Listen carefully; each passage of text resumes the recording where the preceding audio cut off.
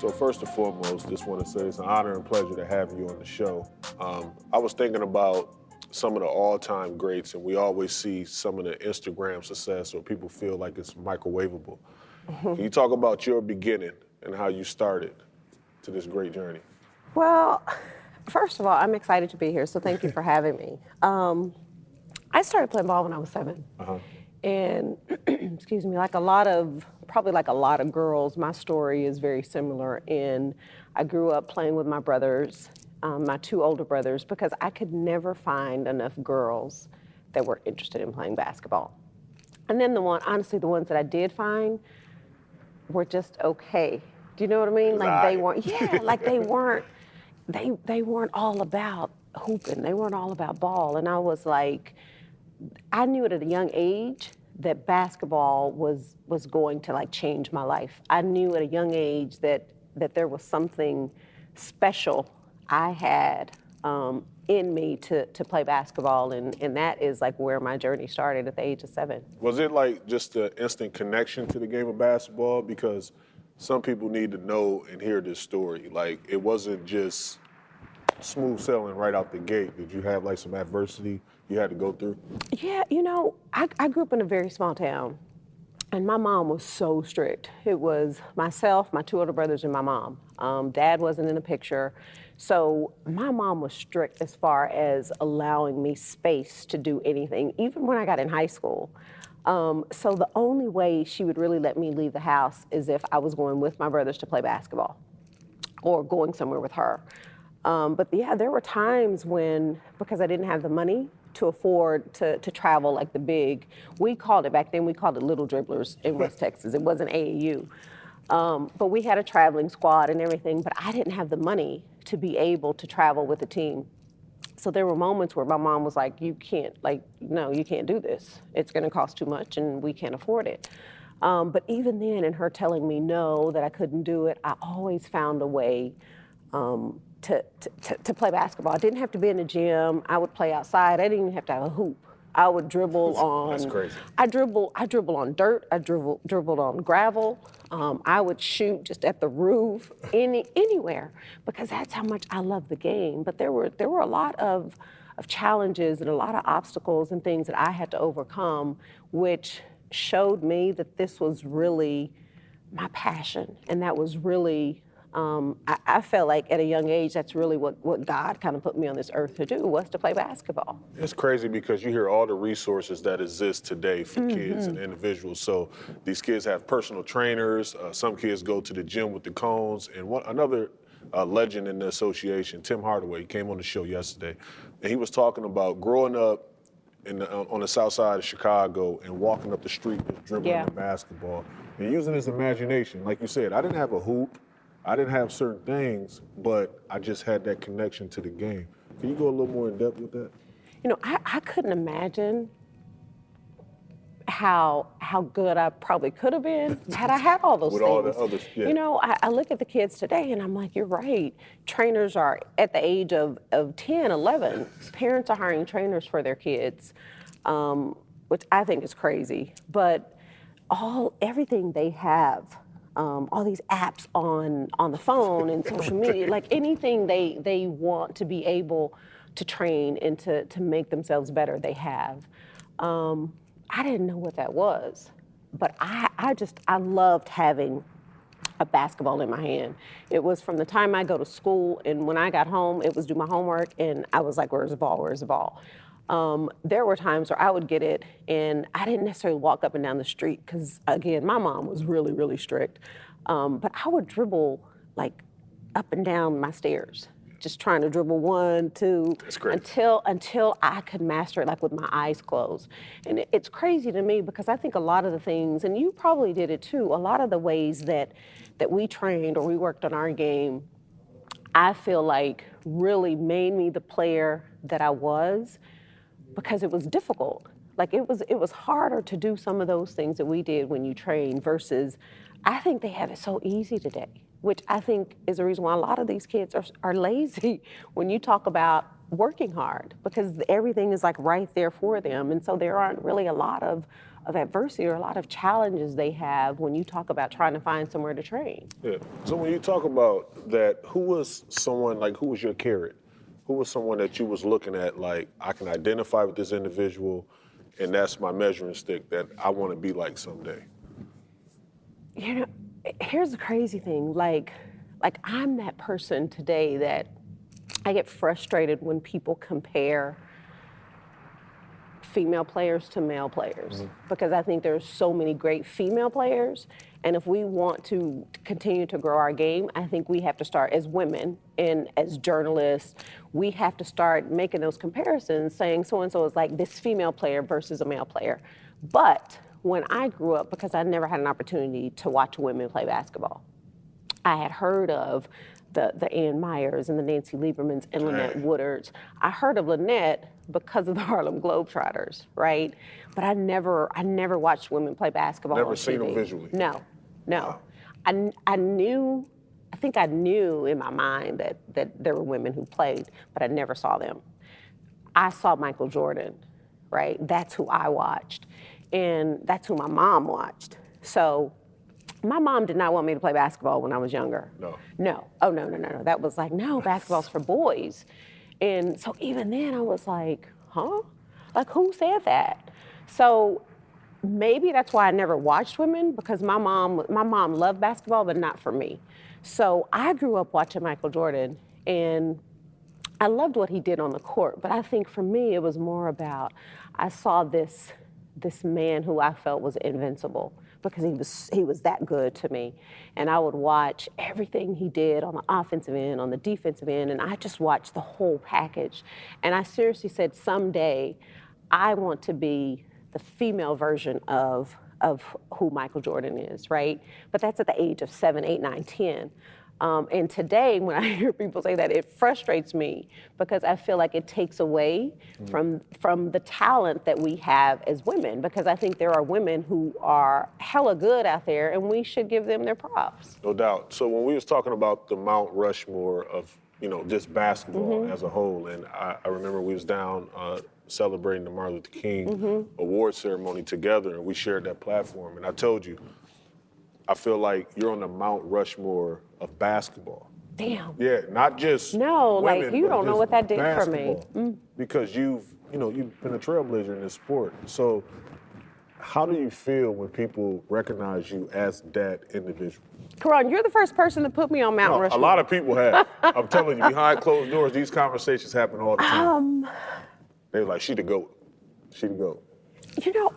Seriously, like there are times when it's really, and I'm trying not to get emotional, because you know me, I'm very sensitive. Same here. But there are times though, for me, it's almost unbelievable to see where I've come from, to everything I've been through, and to be where I am today. God. So when I hear that, and I hear people talk about that, I'm just like, but I'm just a little old me who came from a town of 10,000 people, West Texas. No one had ever heard of Brownfield, Texas. Like, where is that? God, but it was important to me to be that person that all these little girls from not just my hometown, but wherever you're from, right? To say, if this is what you believe in and you fight and you work hard, and even through trials and tribulations and obstacles, it doesn't matter where you come from. You can be whatever you want to be. You have to be determined to do that. I feel like I've just been very, very, very blessed to be able to be around some incredible people that have given me those opportunities. But also, I worked my butt off. That's how important it was to me. And I was never okay with just being good. I wanted to be great. I wanted to be the best. So every year, even in high school, it was always about getting better. What can I do this year? What can I do this summer? And I had friends who were partying, and they were kicking in, and they were going on summer vacations. And one, I wasn't interested in that. And two, I couldn't afford it. So I had to find something else that I loved. And I just loved basketball.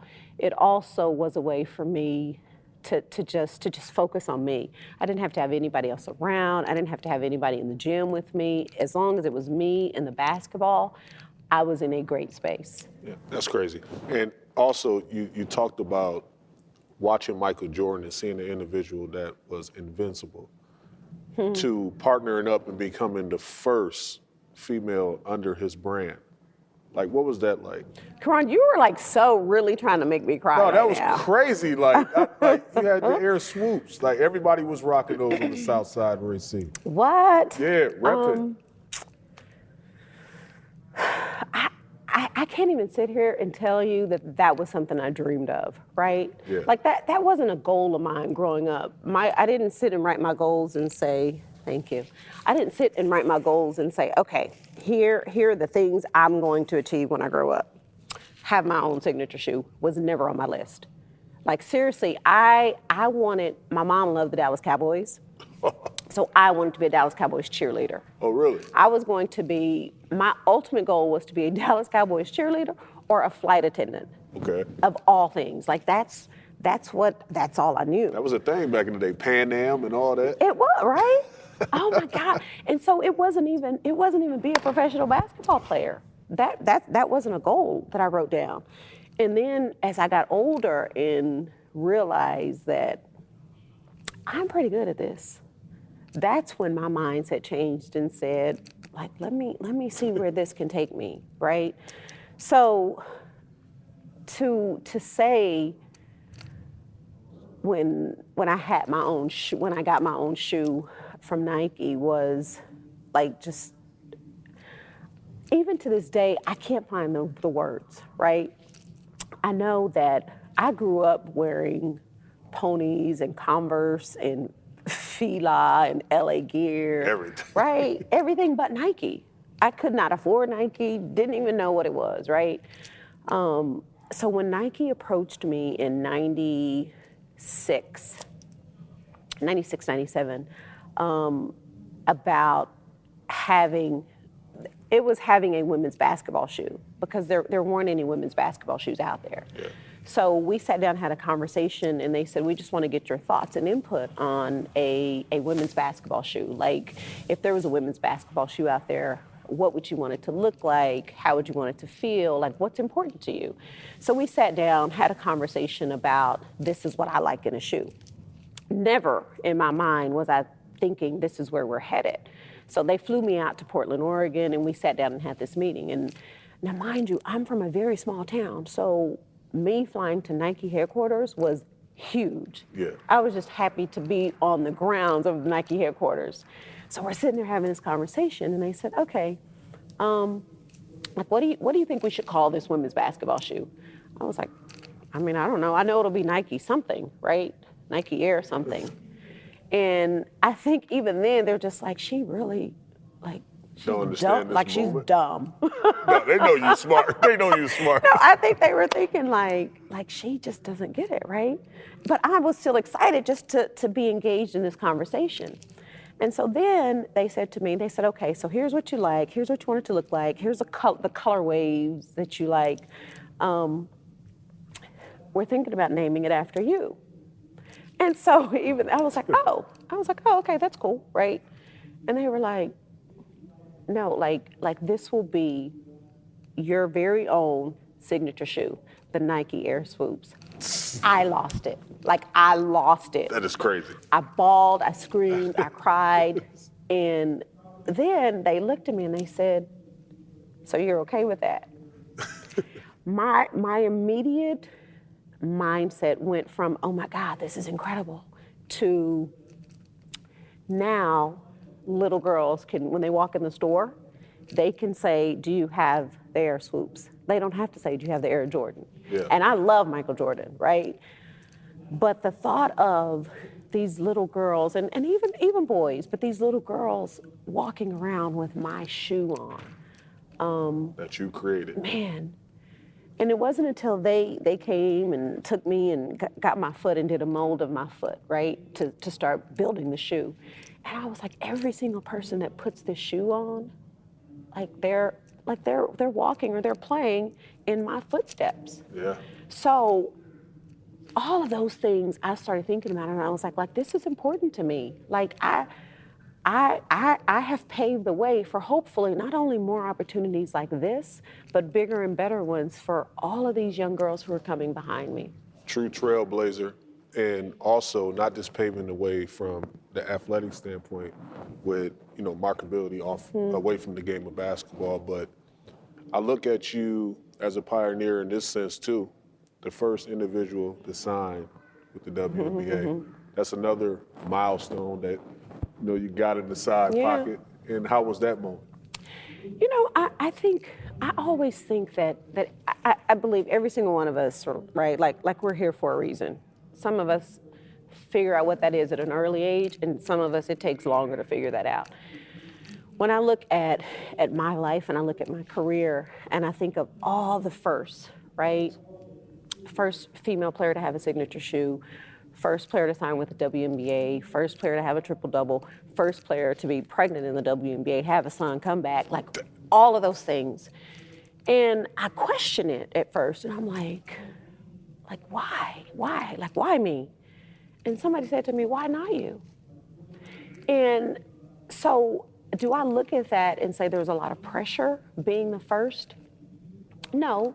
I look at it and say, that's a privilege and an honor for me to be that person that has trailblazed and has paved the way to be able to teach all of these young girls who are coming up behind me. Here's the way you do it the right way, and here's the way you do it the wrong way. Because it hasn't been easy, right? Like I've had struggles and I've had things I've had to overcome, even in the middle of my season and at the height of my season. And then when it's so public, right? Like I went through a divorce, I went through bankruptcy while I'm playing. And those are things that people might know, they might not know, because it was important to me that they, regardless of what I was going through, the struggles I was going through, I wanted people to see this is who I am. I'm real. We all have struggles, yes. But I didn't allow those things to stop me from being the best that I could be on the court. So yeah, that's a great feeling to me. I have a huge sense of pride, and also I'm very proud to be able to sit here today and say, this new CBA that the women just got, I feel like I was part of that. Huge part. Right, because we went through a lot. But the things we didn't know to ask for when the league first started, we just played. Yeah. And now, these young women can look at it and say, we want more money. We want better conditions. We need a child care stipend. We need mental health care. We needed those things too. We just didn't know how to go about asking for them. Yeah. So I have a great sense of pride when it comes to the WNBA. So in hindsight, looking at it, going forward, what do you want to see happen with the WNBA as a brand as a whole? Man, there's a lot. Like the CBA, I think is great. It's amazing. But I don't want people to get satisfied and say, all right, we did it, because there's still so much more work to do. Personally, there is so much talent out there. I would, one, love to see the WNBA have more teams. So then there's more jobs for more players, and the salary's there. But for some players, they want to go overseas anyway. And so I think that should be a choice. You shouldn't have to do it to compensate for lack of what we're making here. The other thing, personally, that I would love to see is the WNBA bring back more former players and have former players involved in some capacity, whether that's coaching with an individual team, whether that's working in the front office. And the reason why I say that, for me, it's important because I think there's a huge fan base in the WNBA that goes all the way back to '97 that had a relationship with myself and all the former players, and they're still there. And I think it's important to continue to build that relationship and build that gap and bring some of those fans back. But I also think it's important to have former players be there for the current players, to talk to them about, here's where we were in '97 and here are some of the things that happened, but also just help them grow and learn and understand what it means to be a professional athlete and what it means to be a retired professional athlete. Because I don't think a lot of these current players truly understand how quickly that retirement is going to come. It's like and you need to be prepared for it. So ultimately, with your legacy, you talk about retirement, what do you want to be remembered as and for most? Dang. Like I think people talk about what I did on the basketball court, right? Like who I was as a basketball player. And I'm going to say this very quickly because I don't want to cry anymore. When unfortunately when Kobe Bryant passed, I felt like, and Dwayne Wade said this in his interview, that the world stopped for a day, right? Because I felt like Kobe had such a huge impact on the world, not just people here in the States and not just the sports world.